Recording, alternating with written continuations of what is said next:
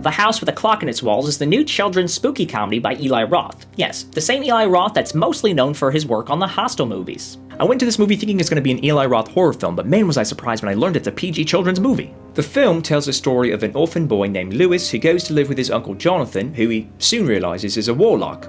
Or boy witch, as they say. Immediately, there are a lot of parallels to Harry Potter. Lewis is taught magic in a similar way, he's an outcast in the real world in a similar way, he has to overcome the death of his parents in a similar way. Unlike the Harry Potter movies and books, this one is not as cohesive or well thought out. It's as if the filmmakers were copying Harry Potter, but they forgot some of the most important scenes. There are some differences to Harry Potter, but they all just seem void of any emotion. They have an interesting villain, but Kyle MacLachlan just phones in his performance, making it fall flat. Now, they do build up the mystery of the clock, but the reveal of its location just feels empty. Eli Roth does a great job of playing to his strengths when it comes to the scares. The suspenseful elements, even though they're made for children, are still really well done and keep you on the edge of your seat. I was bored for most of the movie, but then, when Lewis, raised this evil bad guy from the dead, and they started doing all this black magic stuff, it actually got pretty interesting. Lewis, his uncle Jonathan, the lady friend, they gotta use the magic to fight off these evil pumpkins and creepy dolls. All of the scenes with the creepy dolls are nerve-rattling. Whether they're inanimate or attacking people when they come to life, I don't know, they're just plain creepy. I do give Eli Roth credit for branching out from the torture porn, but he still needs to get better performances out of his actors.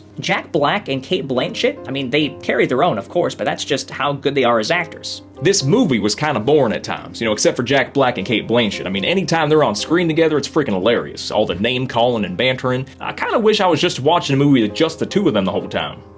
Make it happen, Hollywood.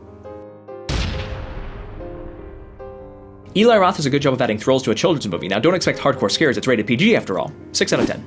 Jack Black and Cate Blanchett are hilarious together, and any scene they are not in, it's straight up disappointing.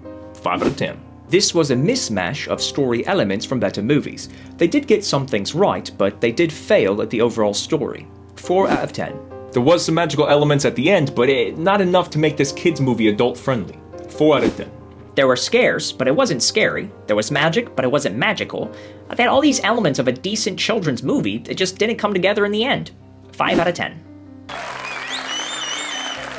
We here at Who's Review give A House with a Clock in Its Walls the overall rating of Hardly Potter. There were a lot of cute moments in this film that would entertain the young audience it was intended for, but even the youngest audience members are going to see there's a lot of similarities to Harry Potter and also see that it's not as good. Now, if your kids do want to see this movie, we recommend waiting to see it at home when they add it to the standard Halloween TV lineup every October. There you have it, that's our review. What do you think? Are we way off? Right on? Let us know in the comment section below and we'll check it out and respond. As always, if you want to stay up to date on all things Who's Review, make sure you like us on Facebook, follow us on Instagram, and most importantly of all, subscribe to our YouTube channel. We thank you guys for checking us out here at Who's Review, where everyone's a critic.